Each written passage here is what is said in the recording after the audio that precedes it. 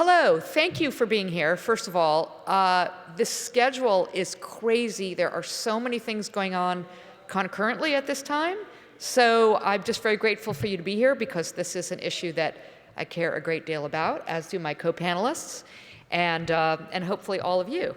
So our session today, we're going to keep this, I'm going to do a little talking at the podium, and we're going to show you just a few things at the top. Then we're going to sit down, we're going to have a conversation amongst ourselves, but then pretty quickly we're going to move it to the room and have it, because we're a small enough group, we can really just have a conversation. But let me just do a little bit of setup. So this session, just to make sure you're in the right place, is about gender equity in sourcing. So it's one of those topics. The amazing thing about when you think about gender representation in media, particularly in news media, is it feels like it is not a new concept. It is something people have been talking about for decades. And yet, it's impossible, almost impossible to find anyone who is saying, no, I'm against gender representation in media. And yet, year after year after year after year, it doesn't happen. Why is that? That's part of what we want to unpack in this session. It's really not as straightforward as it should be. There are a million reasons or excuses why it can't be done. There is occasionally pushback on why it shouldn't be done. And then there are perfectly reasonable, valid concerns that also unfortunately thwart gender representation. Things like, why are we talking about just representation of women when we really also have big issues around representation of people of color and all kinds of other representation issues? And sometimes that becomes the whole thing becomes so big that in my experience, over many decades in media, there's sort of a sense of, we'll just keep chipping away at it, but it really just can't be done. So the interesting thing is, I feel like there has been a breakthrough in recent years, and it'll be interesting to hear the panelists and your point of view on why that is. I think we all know why some of it is, of why things are starting to change. And so what we want to do in this session is we want to tackle, again, specifically the issue of gender representation. I know there will be questions about, again, other forms of representation. We can get into it later, but let's try to stick with this one for a while. And the way that I look at it, and the interesting thing about the way, and I'm going to introduce our panelists in a minute, the way our panelists are broken out is we represent loosely the demand side of the problem, the supply side of the problem, and then sort of the coverage side of the problem. It's not a perfect proxy, but something like that. So with that, let me introduce the panelists, and then we're going to get into this a little more. So immediately in the middle to my left, you're right, is Molly. Molly, I'm going to completely butcher your last name. So you want help? Yes, I want help. So it's like Bludoff and Delicato. Bludoff and Delicato. Molly Bludoff and Delicato. What a great name. Molly's a science, health, and environment journalist who has reported for lots and lots of news organizations, including the New York Times, my alma mater, NPR, my alma mater, Reuters, National Geographic, Nature, Al Jazeera, The Atlantic, Scientific American, and lots of other places. She's a proud freelancer and who teaches freelancing classes. And she has also done something very, very interesting when it comes to the supply side of gender representation, which she's going to talk to you about in a minute. Francesca Donner is all the way at the end, is #1 new mother of a 12-week-old. This is your first outing, so thank you for, I mean, not your first outing, I hope, but your first professional outing? They unlocked the door. Yeah. Your first professional outing, maybe? Yeah. Oh, okay. Francesca is the director of the Gender Initiative at the New York Times, which aims to lead the public conversation around women and gender issues globally, amplify diverse women's voices, and engage female readers with the New York Times. She has had other roles at the New York Times, and prior to that, she was with the Wall Street Journal. She's going to talk to us about what's happening at the Times and in the broader community, since your purview is global. And finally, I'll just introduce myself. My name is Vivian Schiller. I am here wearing several hats. Hat number 1 is I am your trustee moderator, so thank you for having me. I am also here representing a gender initiative on behalf of the BBC. Not informal.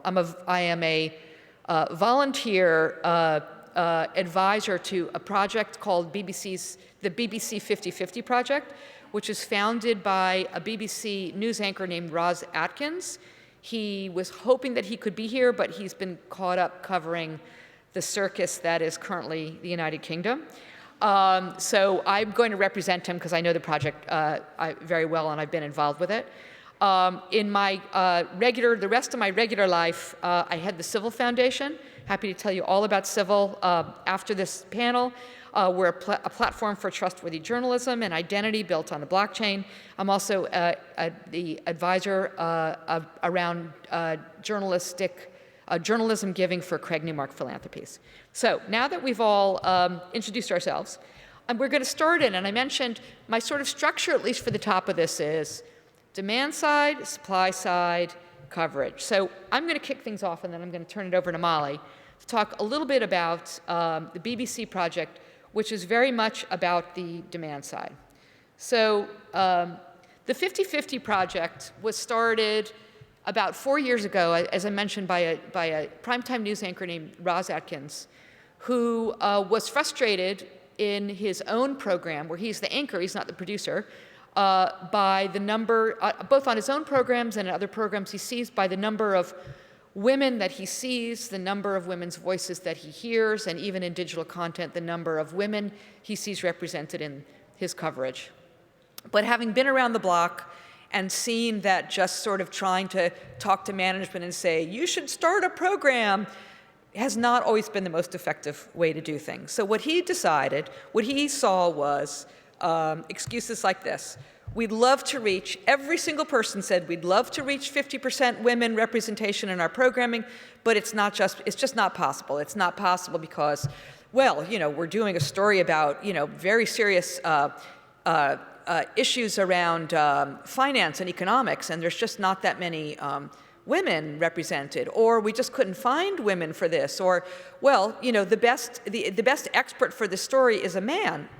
Perfectly reasonable excuse. But he just didn't accept that that would be possible. He decided before he could try to get other people to try to sign on with the program, that he needed to test it on his own show. And so on his own show called Outside Source, he worked with his team to say, let's just start measuring. They started measuring. I'll show you the results later, a little bit later. And then, armed with what he learned, which I will explain, he went out to the rest of the BBC, and today, 3 years later, there are now over 500 programs at the BBC that participate in the 50/50 program. If you're like me, you're probably thinking, how could there even be 500 programs, period? But there are, because the BBC is in many languages, they're on many platforms. It extends beyond news and current affairs into music programming, into entertainment programming. It has really taken off, starting with in January 2017 with just the one team. There's now 500 teams, and their success has been, I don't have the stats here for what percentage of those programs have reached 50/50 gender parity. Sorry, I just had to cut down the slide so I didn't ramble on too long like I'm doing right now, but it's been pretty extraordinary. The thing that I love about the 50/50 program, and it's now being extended to other news organizations, which I'll talk about in a second, is it's super simple.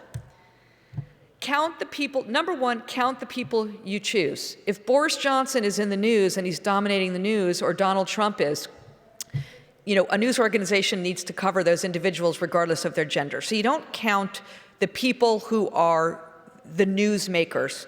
You count the people that you pick. The people you pick are the experts that you choose to bring on, the eyewitnesses that you choose to comment, or the reporters, your own BBC reporters that you choose to put on the project. Every person counts as one. Make it super simple. You don't have to measure this person was on for 1 minute, this person was on for 5 minutes, and work towards a monthly total. There are going to be days when on any given day a program is going to be, for perfectly good reasons, a majority male. That's fine. Instead of measuring over the course of one day, you measure over the course of the month. But again, you count only the people you have control over. Well, that doesn't include the anchor as well. Everybody counts as one. You work towards a monthly total. And then one of the most important things is, which I didn't put here, is the best person always goes on the air. That is their golden rule, which is if at any given moment, the best expert on whatever the story is, whatever their gender is, that person goes on the air no matter what. So this sort of helped a lot of journalists throughout the BBC sort of go, okay, I can relax. Nobody's going to force something on me at any given moment. We're breaking news. We move quickly. We have to do what we have to do. So there, oops, I'm just going to go through put these all on the screen. These are the sort of the principles behind the 50-50 program. It's about measuring. You count at the end of the program every day. Given that you're not counting minutes, you're just counting bodies for a 1-hour show where they have lots of people on it. They can do the whole thing in less than 5 minutes. Each group self-monitors. There's no outside person counting for them. The whole idea is to take ownership. It's simple. Again, you just count. That's it. Measure over the course of the month. It's voluntary, no program, there is no mandate. Well, there's starting to be kind of a bit of a mandate. There's no mandate at the BBC that every program must do this. Certainly there is peer pressure, but it's voluntary. Somebody doesn't want to do it, they have to do it. It's credible in the sense of, that, you know, Raj proved with his show that it can be done, that a journalist, it's not something that was sort of incubated in a petri dish and then said, don't you see, journalists, how simple this is? It actually was tested in the real world. It's about the quality of the work. There's never any compromising around journalistic integrity. And it's unremittingly positive, meaning if at any given month a show doesn't meet their quota, there's no phone call going, how could you miss your mark? It's just like, great, let's talk about it. What do you think you might be able to do better? How can we help you? And again, never compromise on quality. The proof, again, I promised I would show you the numbers for outside source. When they first started and they measured before they did anything, 39% women. A month later, just by sort of thinking about it, 43% women, 46% women. By April of that year, 51% women. And now 2.5 years later, they've maintained a monthly average of 52% women on the air. You can see all of the teams here. This is data from April, so this says 426 programs. It's now 500 programs. And the green bar is 50% or more. As you can see, across those 426 teams, when they first started, and the first month, all you do is measure. All you do is measure. You just count. You don't even do anything. The average was 26% women. By April of this past year, on average across the 426 teams, 57% women. And again, voluntary self-monitoring, proof of success, power of the peer group. Again, I talked about peer pressure. Management certainly has endorsed it from the Director General on down, but it was a homegrown journalism created initiative. Now there's lots of other news organizations around the world who are picking it up, including in the US, MSNBC, Voice of America, and there will be more programs around, networks and news organizations around the world who will continue to go. So that's what I wanted to tell you a little bit about. I'm happy to answer questions about it later. On the demand side, now let's go to the supply side. Molly, this is you. Just get you set up and you'll be good to go. All right. Awesome. And I just click the side button? You can just, yeah, sure, or you can click, yeah. Cool. Awesome. Okay, so we're all here because we want to make a difference, because we want to make change, but doing that can be a little tricky. So I wanted to make it really easy for people to include gender equity in their day-to-day reporting. So my co-founder, who's actually sitting right up here, and I, 2 years ago, we founded diversesources.org. And for all of you who are making eye contact with me, that's fantastic, but you should really be on your phones writing down diversesources.org and following us on Twitter because we're pretty fantastic, and I'm going to tell you why. So this is a database of underrepresented experts, and right now we are focused on the sciences, on health, technology, environment, because that's where my background is, but we're currently looking for funding and we're looking for volunteers to expand out to politics, business, sports, because it's really a team effort. And so while gender equity is very important, our site is focused on underrepresented experts. And underrepresented for us is, obviously gender, but also things like ethnicity, geographic location, LGBTQ, mental health experience. And so we really are trying to incorporate as many underrepresented voices as we possibly can in journalism. And what the database does is it promises, the experts all promise to respond to journalist requests within 24 hours. And it's not just for print journalists or online journalists. We have people who are interested in going on video. We have people who are interested in radio. We have people who are just doing the print, and that's all there within the database. It's an international database, and you can search via time zone. So it's really fantastic if you have a late deadline. You can give Australia a call. If you have early deadline, you can give New York City a call. So it's really fantastic in that way. But why did we start the website in the first place? New Orleans, we have an issue, and everyone should be tweeting this fact because it just blew my mind. So a couple years ago when I came across this, it drove me crazy. The fact that 80% of experts quoted in Science and Health Stories are males. It means we're missing out on a whole bunch of different perspectives, a whole bunch of different point of views, and better stories. And also, I'd be remiss if I didn't mention women as a whole. 26% of people in online news stories and media news tweets combined are women. And if you think about just how many tweets you've seen today in your news organization, that's an astronomical number, and it's a really poor showing. We can do better. People of color are likewise poorly represented in news media, which creates the narrative that their participation is rare, and when they are represented in news media, is often a negative connotation or a negative representation. And so that's something we also really wanted to work on. Okay, so how can you make journalism better now, specifically using diverse sources, but also at the same time, just focusing on increasing the representation of underrepresented sources in your storytelling? It's great for finding new stories. If you're talking to the same people over and over and over again, if you're talking to males over and over and over again, you're going to get a perspective that is colored by their experience, which is very different from, for example, the female perspective. It also helps to break down barriers. So I like to give the example of every time I go to the doctor's office to get a checkup, there is a big poster on the wall, and it tells you, this is a doctor, this is a nurse practitioner, this is a nurse, this is what all these people do. And there are little icons by each of the descriptions. And it's always the white male doctor, the white nurse, and it goes on from there. And there's just really no representation.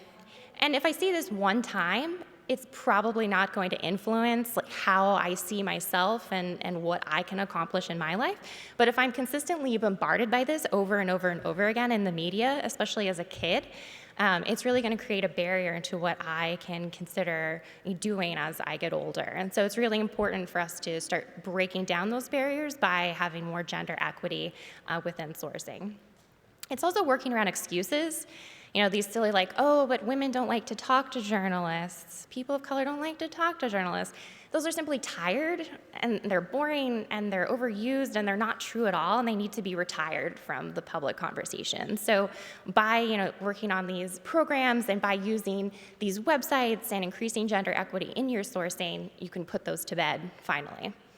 And finally, it really helps us represent our communities more accurately. We're promising as media to look at our communities and to make decisions on what we're presenting, and by only focusing on men and not having that gender equity, we're really missing out on representing all the perspectives of our community.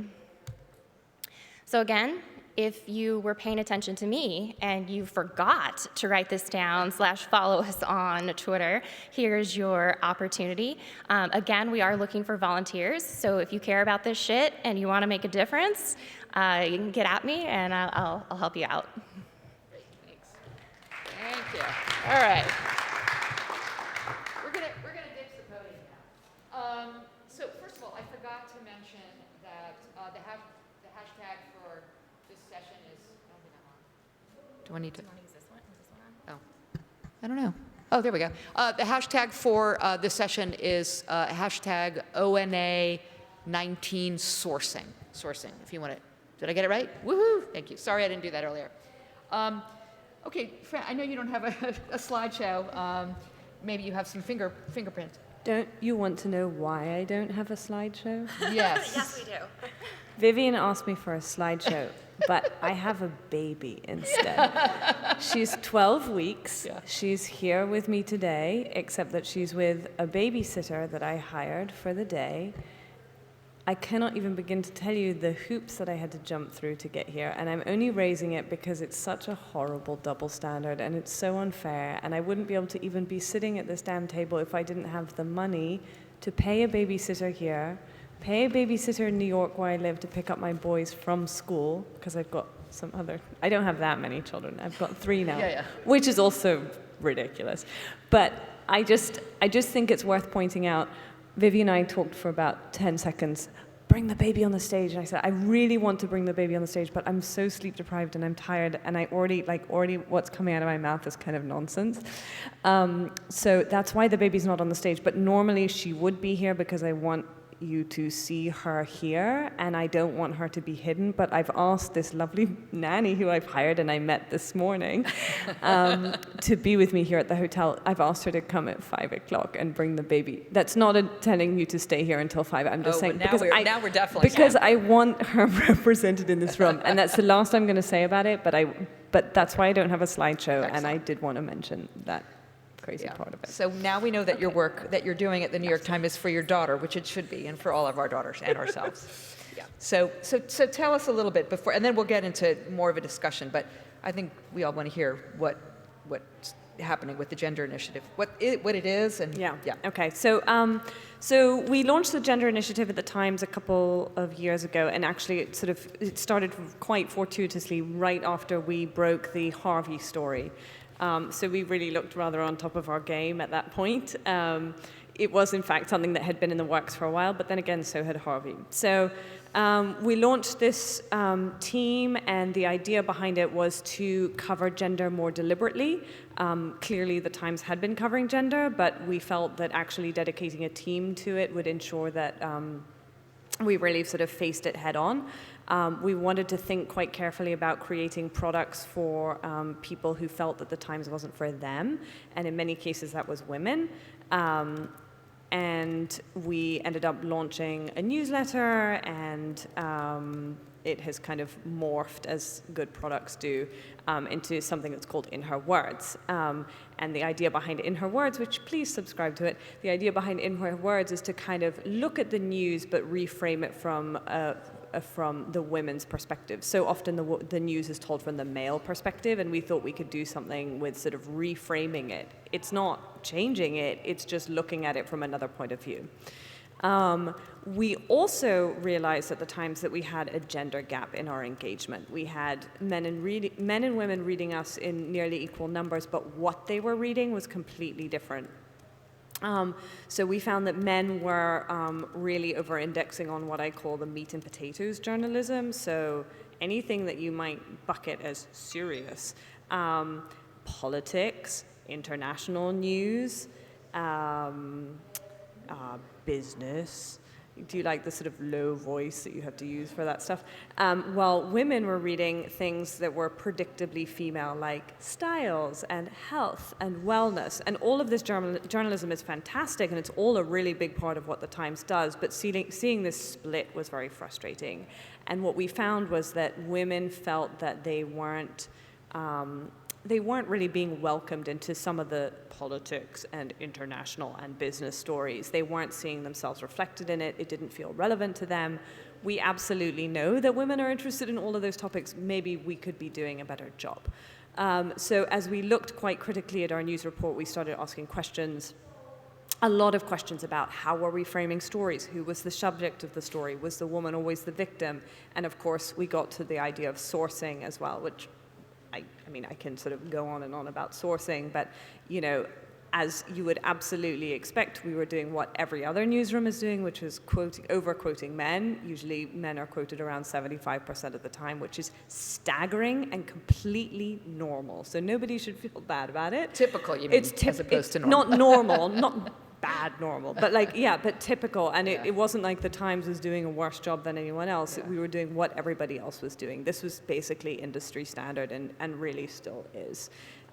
So we started thinking quite carefully about that and doing some experiments, some counting experiments in-house to see if we could start changing, to change that status quo on different desks. And I'm happy to, should I keep going? Sure, yeah. Are you sure? Yeah. Okay. Okay, no, I'll stop. I mean, it's up to you, but Yeah, I don't want to co-opt. I want to hear all about it, but so. Okay, so let's stick on the let's stick for a second on the subject of counting the number of women of sourcing specifically. Mm-hmm. So the Times, as you said, is as typical as of many news organizations, has significantly more men's names, voices, faces represented than women. What in particular, specifically with the Times, what are you doing about it? And what are you doing about it? Okay, so one of the things, so I'm actually really glad that you ran through the 50/50 project, because it's what was very, and I talked a lot with Ros Atkins, who founded the project, who Vivian referred to.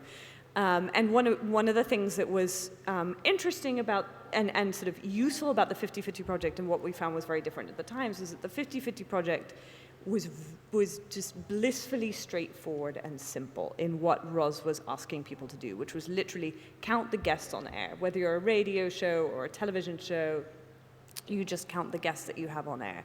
And what we found at the Times for us was that the sort of one-size-fits-all really didn't work that well, because we were producing so many different kinds of things, and we had different kinds of desks, and we had so many different forms of output. The just counting kind of guests or experts didn't work. And I'll tell you what I mean. So for example, we looked at our obituaries page, and we found that I think when we started counting, we had like 20% of the obituaries went to women, and 80% went to men, which is like ridiculous. And of course, there are tons of excuses. You can say, oh, well, that generation is dying and more men were famous than women. But in fact, a lot of times there were choices that were being made, and there were choices that could be made. And that was not about the expert source, it was about the subject of the story. Another project that we looked at the Times was we realized that the letters page, the letters to the editor, was really, really skewed. Men were writing lots of letters that were getting published, and women were not writing so much. Was there something we could do about that? It wasn't an expert source, but could we actually invite women and also other underrepresented groups to be more proactive in writing letters to the editor so that we could start publishing more voices? So those were some sort of examples of things where it didn't really fit the mold so well. As we looked at a lot of our stories, we also thought a lot about the roles that people were playing. And I know you did mention this before, but, is the woman always the victim? Is the guy always the person in charge? Is the man the hero of the story? We also found some really weird things that, like, when we were reading perhaps in national news, if we were writing a story about a hurricane or something, and you'd say, okay, well, we interviewed a man and a woman, but in this case, you would interview the man as sort of the head of the household, and then the woman is sort of this sort of ancillary figure on the side. So you had a man and a woman, but it wasn't really very balanced. So really being critical about what we were doing. And then, of course, the sourcing as well. You know, we had the same issue that many other newsrooms are having, which is that we were massively overquoting men. We were overquoting the same men again and again because that guy had been quoted on, you know, we'd heard him on NPR and so had heard him on Washington Post, and therefore he's good and qualified and approved, but we weren't doing the extra stage of work to say, well, that's fine, I'm sure he's great, but who else is out there? Well, which brings me more to what your work is, Molly, which is, you know, the excuse is, you know what, this news is breaking, we're really busy, I have a show to put on, I have a deadline to file this story, I know this source, I know they're good, so I'm just going to go with who I know, and it happens to be a man. So this is one of the things that you're trying to counteract, which is say, and I know that 50/50 Project as well, which is, before you're on deadline, before the news is breaking, begin to build up that list of sources that you can go to for when news is breaking, or, you know, or all the way to, you know, a long lead enterprise story. So how has your, talk about the uptake of your lists? Yeah, so it's been really great. We've gotten a lot of positive feedback. People from the Washington Post, from the New York Times, from NPR, they all use the site and they say it's fantastic. And we get a lot of researchers and experts tweeting at us, emailing us saying, you know, hey, I've never been in this position before. I've never had this kind of power to talk to journalists, to get my voice out there, and that's something that I really appreciate and value. And it is about building relationships before something happens, before the news breaks. And having the database makes it really easy for you to go in and say, hey, you know, this person wants to talk to journalists. This person is really excited to talk to journalists, and they have background in radio and video and print. And so to make that connection beforehand and really, be able to increase your gender equity that way. Can I add something to that? Because one of the questions, I go around and work with a lot of different desks, and one of the questions I get from a lot of the journalists is, well, how do we address this problem, right? Just what you heard, like the bullshit excuse, oh, I don't have time, it's so impossible, there's nobody in economics who's a woman, blah, blah, blah. That's not true. Yeah. We all know that, or we wouldn't be in this room. But so one of the solutions, of course, is the database idea, which I think can be really valuable if you get a good one. There are a lot of databases out there, and sure, unfortunately, some of them are kind of stuffed with filler, and you have to root through. But I think if you get a really good one, then that can be positive. But some other ideas that can be really, really simple for finding people is, one is just ask for suggestions. So let's say you might ring up your same old guy, your trusted source who you absolutely love or who's been quoted 1 million times, and you might say, well, is there a woman there who you work with? Maybe they'll be willing to give you to someone, and if they aren't, well, that doesn't really reflect too well. The other thing is also to look for a number 2. So very often you might ring up an organization and they'll say, oh, well, you'll want to talk with the president of the blah, blah, blah, the research center or whatever. And you say, thank you very much. You know, Joe Brown sounds absolutely lovely, but, you know, who's your second in command or whatever? And maybe it's a woman or maybe it's a person of color. And maybe that's another way into finding someone who's not the expected source. So in addition to using really solid databases, which is great, also just sort of asking the question, people usually actually respond and they're happy to put people forward. So here's what's baffling to me. So it is September of 2019. The world has, there's many things that have happened in the last few years, but one of the very positive things that have happened in the last few years is sort of an awakening around issues of gender and women, whether it's Me Too and lots of other sort of consciousness raising that has happened as a result of the president and a lot of other factors. So how is it, and I'm sorry, this is going to be the most naive question I've ever asked, but it is, how is it that we still have Forbes magazine coming out with their America's Most Innovative Leaders just in the last few weeks, 100 most innovative leaders, 99 were men. I mean, how many people looked at this and didn't notice this? How is this possible? That's, of course, a ridiculous extreme. But now, coming back to... Also, it's just not true. Well, it's insane. I'm sorry, it's insane. Yeah. But so how do we, okay, at the time, yes, obituaries is a perfect example. So now we realize, yes, of course, there were more men of a certain age who were famous, who are now dying, I get it, or a lot of other things. But now that we are aware, now that we have these databases, now that we're talking about these things, what excuses are still left? What are the blockers? What are the obstacles? What are the obstacles you face at the Times? You don't have to name names unless you want to. Yeah.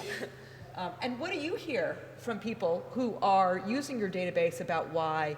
What are the excuses? Oh, I have a really fun excuse. Oh, let's hear. Okay, so in the sciences, obviously there's often not a lot of representation anyway, like women in computer science. They're just more men in general. And so a lot of times I get the argument, especially on Twitter, I get a lot of Twitter pushback of, oh, aren't you, changing reality? That you're not accurately representing the field. And to that I always respond, well, we've been altering reality for centuries by, promoting only men and leaving women behind and not making things inclusive. And so now we're just trying to at least get gender equity in the first place and then move on. But I always think that that's a fun one. The other great one is, oh, women are afraid to talk to journalists, or I don't get that one. They don't want to talk to journalists. And even if that could be true in any sense, even if there was a woman who did not feel comfortable talking to a journalist, it's a matter of you as the reporter being responsible, standing up and saying, hey, like, you're an expert in your field, but I'm an expert in my field, and let's have a conversation, and I can determine, whether you're the right expert for this job. And after a couple of minutes of discussing their research, any sort of like imposter syndrome that they had that was preventing them from talking to me is immediately gone. So it's just about asking the question and continuing the conversation. And what do you hear at the Times, Francesca? What are the blockers? I mean, what are that you run into? I think it's sheer blindness. I think that it's what? Blindness. Oh, blindness. Yeah. So I bet I can't even. I don't know what the editorial staff looks like at Forbes right now, but I guess a lot of eyeballs looked at that list. Yeah. How and could they not? Nobody noticed, right? Oh, it's so painful. And all you need to do is say, oh, there's no women on the list. Oh my God. Oh, you're right. Wow. I can't believe. So I think what happened to me when I was doing a lot of work with the desks that I referenced earlier was we put tools in people's hands that could start counting things, that could do analysis on stories and different things, and lots of fun, kind of, some were a bit gimmicky, but it was interesting and it was awareness raising. But the single most important thing for them when I surveyed them afterwards was having the conversation. Right? So even just kind of putting a few numbers in front of them. I don't want to suggest that collecting data is not important. It's actually huge, massively important, and I think that's one of the reasons Roz has done so well with 50/50. But I do think even just sort of raising the conversation, having people thinking about it, just having it be part of the conversation in the newsroom, like, do we have a person of color here? Do we have a woman on this list? What does that mean? Showing your work to other people. Does this sit right? Does this feel funny? Have I offended someone with this? Or not even just offended someone, but is this just wrong? Do I have different points of view represented? And really kind of thinking about that, because I think too often I feel like I'm preaching to the choir here. We're all in our bubble. We think, oh, this is great. It totally checks out with my frame of reference. Nobody's thinking beyond that. And I think we all make this mistake. So, I look at the Forbes list and it comes, and they were probably, oh, fabulous, before push the publish button, and then suddenly they get all the criticism for that. But I mean, it probably never occurred. No, well, obviously to it them. didn't. They wouldn't possibly if somebody. Well, anyway. I mean, but you say, but that's They're not insane. here. Anybody here from Forbes? I worked at Forbes as well. Okay, so I mean, this is an old employer of mine, and I respect what they're doing, and I can totally see how that went right through the process, because it happens all the time. Not with something so egregious as a list, but with pieces of journalism all the time. So I think we have some mics. Do we have some mics? or we have people with loud voices, or you can shout the question and I can repeat it. Oh yeah, we've Okay, got a great. mic back there. Okay, great. Do we have anybody with questions? I can keep asking questions the rest of the time, or comments, or feedback, or reflection. Oh, okay, we got two. One here and then one there. Hi, I'm Gabriel Kahn. I teach at USC Annenberg. One of my colleagues, Shelley Smith, has done similar work in Hollywood called the Annenberg Inclusion Initiative, where she does a lot of sort of, data, digs up a lot of data about the number of speaking parts women get in entertainment roles, et cetera, and that data has become the kind of tool that she's used to drive change. I've heard you guys deliver a lot of really interesting statistics, and I'm just wondering if there is an effort, maybe that I don't know about, to kind of really aggregate a lot of those different statistics and make that a constant sort of drumbeat in terms of changing behavior. I mean, one thing, I'll just jump in on that one first, and then you guys can answer. With the 50-50 program, it is very, very data-driven. And there is a dashboard. Within the BBC, as I mentioned, there's 500 different programs that are using it. Within the BBC, it is all visible to everybody else. So you put in your data for the month. You don't get into granular detail, just for the month, and everybody else can see how everybody else is doing. And it's a really important element that the idea of measurement and the idea of mutual visibility and sort of the subtle peer pressure that implies is critical. Now, as the project spreads to other news organizations, there are naturally proprietary considerations. And so, we're not asking MSNBC to share their data with the BBC or vice versa. The idea, though, is as it grows that we will be able to create sort of anonymized data across the industry, across different kinds of media, whether it's television or radio or digital or what have you, or maybe by country, maybe by topic, et cetera, to be able to put that information out there. I think it's really important, and it's really important in order for posterity, but also to understand what the obstacles are, what are the blockers, and what are the ways out of those blockers. But you're right, I think there is a lack, and it would be great if somebody stepped up and kind of started to aggregate all of that information. I mean, when I went to go do research before starting Diverse Sources, there's a lot of data, especially when it comes to gender, men and women, but there isn't a lot when it comes to people of color or other sorts of underrepresented groups. And even the research that's on gender is quite old at this point, in 2014, 2015, which in research terms is just the blink of an eye, right? So I wish that there was something else. I was just at I'm not quite sure exactly what piece of data you're looking for, but I was just at the Women's Media Center luncheon, and they did just come out with a pretty major report. It's like this thick, packed with statistics. So I suggest you root out one of those copies. I also think, the trouble with data and the trouble with this very topic is newsrooms are squirrely anyway. The very idea of collecting data around gender, or you were referencing people of color or things like that. It's sort of an uncomfortable area that makes a lot of people feel uncomfortable. Should we be counting this? Is this the right thing to do? Is it wrong? Are we like forcing people into compartments and boxes that they don't want to be in? So that in itself is sort of problematic. So I think that's why a lot of newsrooms might be private about it.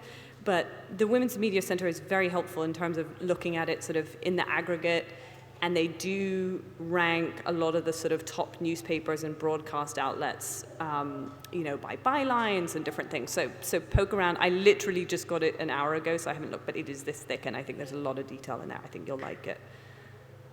We have a question. We had a question. Oh, hold on one second.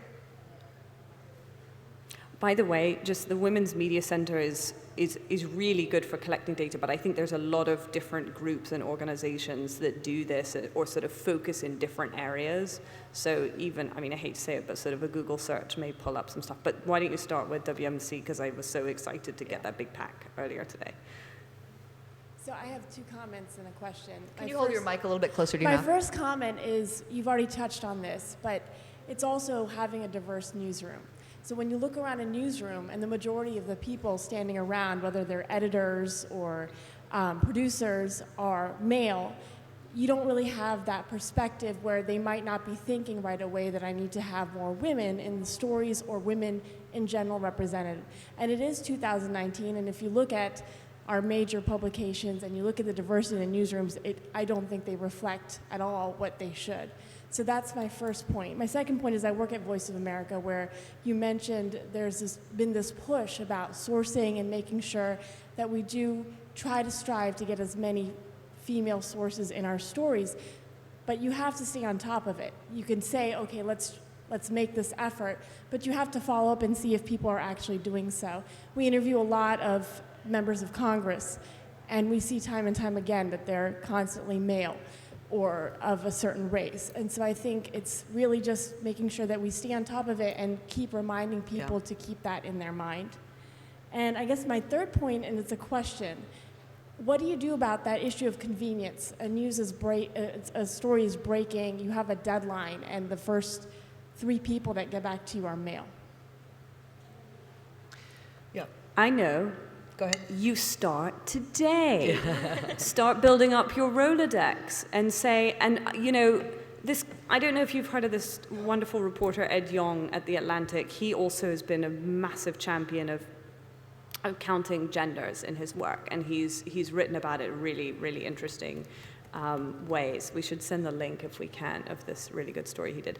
Anyway, he estimated that it took an additional 15 minutes a week of finding that second person, or a woman, or a person of color, or someone who had a slightly different perspective on the situation.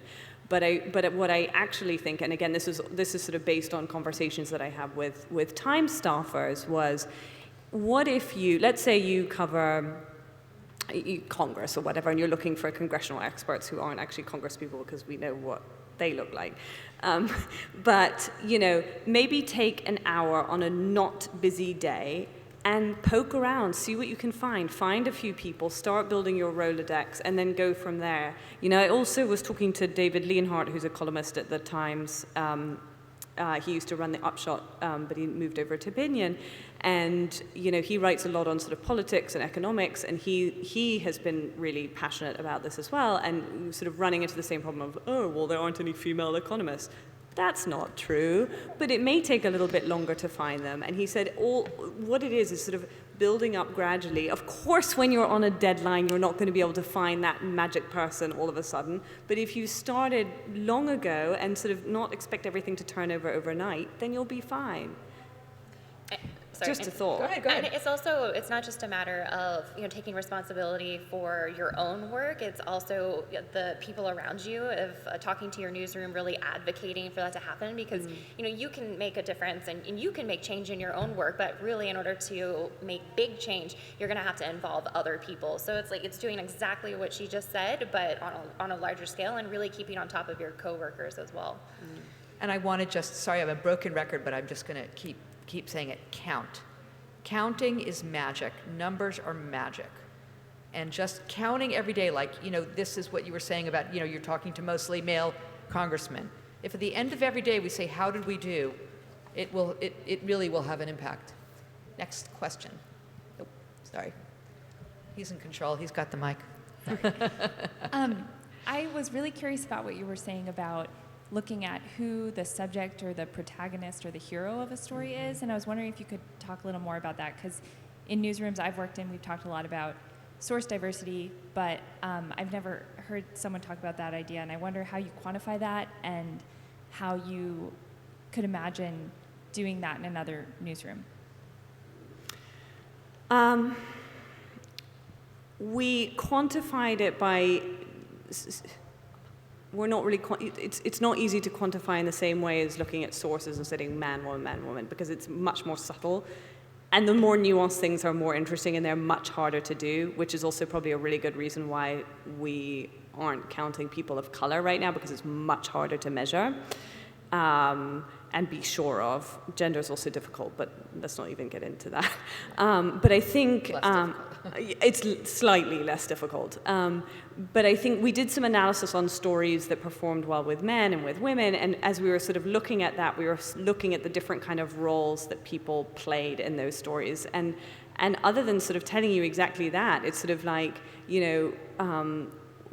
who's around whom have we framed this story? Who are we sort of celebrating? Who's the victim? Who's the poor person who lost their home and is looking after the family? Are we falling into sort of into these, typical gender traps again and again? And the fact is we were. And I think, I don't know that it's, perhaps you measure, I don't know if you're a reporter, but perhaps you sort of measure it in your own journalism, or you always kind of do a sort of self-check.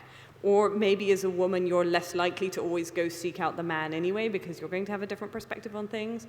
But just as maybe, again, I don't know what your beat is, but if my beat were parenting, and I always went to the mom again and again and again, it's like, no, just don't do that. So let's see if we can find a dad. Wow. So I don't really have a sort of clever system other than this is really. When you start looking at it, it's really present, and I sort of I think starting in your own work, and I'll have to think about it sort of for the future, for the times, because it is an issue. Yeah. I'm going to go all the way to the back, and we're going to come to you. Then we're going to go all the way to then we're going to go all the way to the front. Oh. We'll make it run. I used to work for a website that covered the federal government, and you go to an agency, you ask for a source, they're going to give you one person who's authorized to speak, and you get what you get. And so for us, the challenge was the secondary sources, and going to the think tanks and going to the universities to try to find people who would offer a diverse opinion. So there's more of a statement than a. But to follow up to something that you said, I just did an interview with a freelancer in Great Britain who primarily writes for women's magazines, and she said that this new site that she's creating was going to have a place for men to have their voice in stories about families, because apparently she's encountered when she tries to write stories like that or pitch stories like that, they said, no, it's a family story that the mom needs to be the one who's the source. That's who's the center of the story. So, just saying. I'd like to just make a comment on the first thing you said about when you go to a company and they put forward their one spokesperson. And no, I'm saying an agency. The what? An agency, a federal agency. Oh yeah, well, and they have a spokesman in various organizations.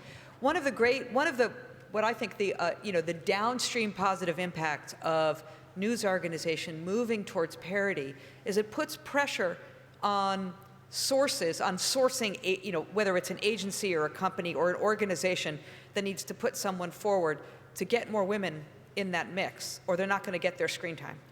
That's exactly right. Yeah. So, you can, in some cases, you really don't have a choice, and that's fine. But in other cases, you can say, well, thank you very much, but if you can't provide somebody else, I'll quote someone else. I'll go to a different agent. I'll go to a different, expert. I will say this: in the previous administration, well, and in general, the federal workforce is fairly diverse, and people of all stripes rise up through the ranks.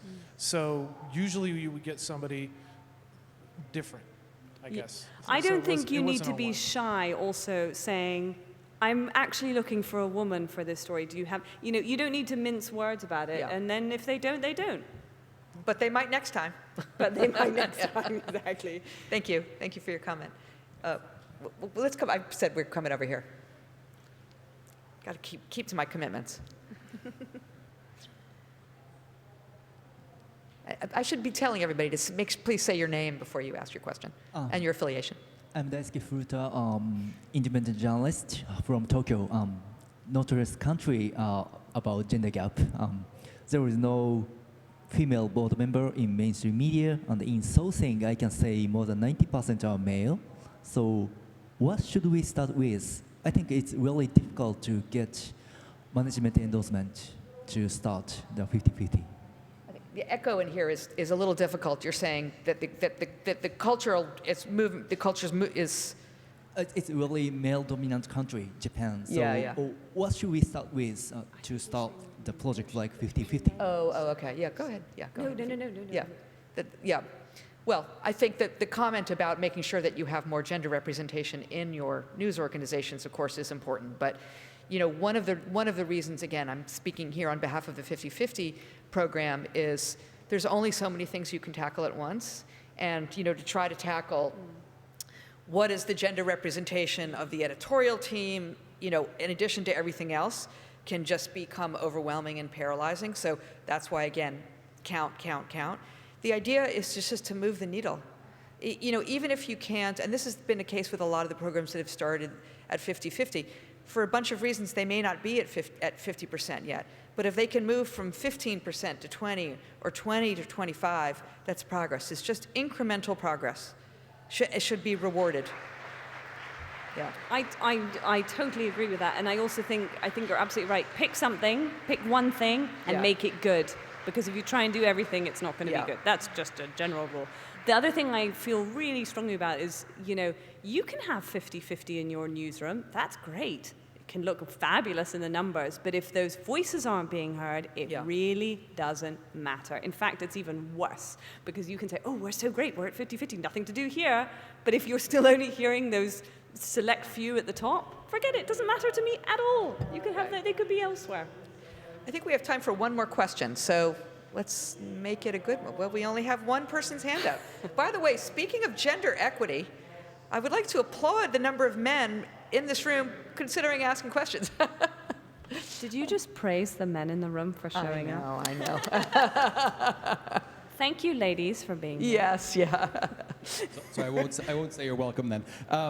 My name's Philippe. I'm with the University of Toronto, so I'm on the supply side. This question is maybe mainly for Molly, but maybe for others. So we have a database. I have 15,000 faculty members who are experts in their fields. The faculty is incredibly diverse. The voices that tend to rise are not. So we're trying to look at ways to do that. We have a couple of tools to make it easy for journalists to find experts.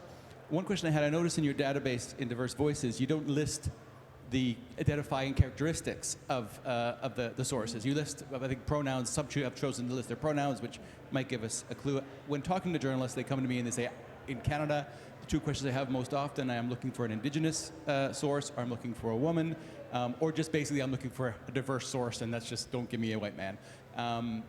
How can we make it easier? Now, it would be challenging to be able to list those identities publicly on a publicly available database. I'm just wondering what the kind of questions or the kind of issues you wrestled with around what to list publicly on those sources, and how you wrestled with that, and how you came to where you are now, and what your next steps might be in that area. Yeah, so that's a kind of a two-part question, but for the latter half of it, we decided very specifically not to force people to identify. We didn't want anybody to have to out themselves, but there is a box at the bottom of the sign-up sheet that does ask you, if you do feel comfortable, what do you consider yourself? So we do have a lot of people who identify themselves as LGBTQ, who identify themselves as, you know, African American, et cetera, and you can search for that on the website, and that will pop up, but it's just not there for everybody. In terms of the first part that you asked about, you know, a lot of you have a diverse population, but the voices are not diverse. A lot of times media training is the best way to go. I've gone into, you know, institutions before and talked to women and talked to people of color who are not necessarily used to speaking to the media, just because they've never had the opportunity, or they've been told by higher ups that, you know, it's not their place to be speaking about these sorts of topics, which does happen a lot. And so just giving them the agency and the go-ahead to, you know, make those kinds of decisions, to answer the phone, to talk to journalists. Does that answer your question?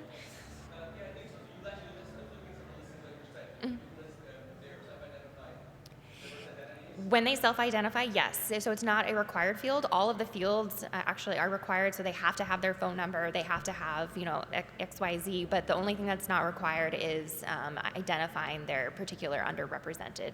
But some people do, yeah. You are able to search for that. All right, well, we're at time, so there's only one remaining big outstanding issue for this session that we have to tackle before we leave. Where is your baby? We want the baby. She's probably We promised the screaming people. her head She's off. probably I know, screaming my her God. head Promise the people. Okay, well, we'll have greater female representation with the addition of a baby next time. Thank you so much. It was a great conversation. Thank you. Keep it going. Good job, everybody.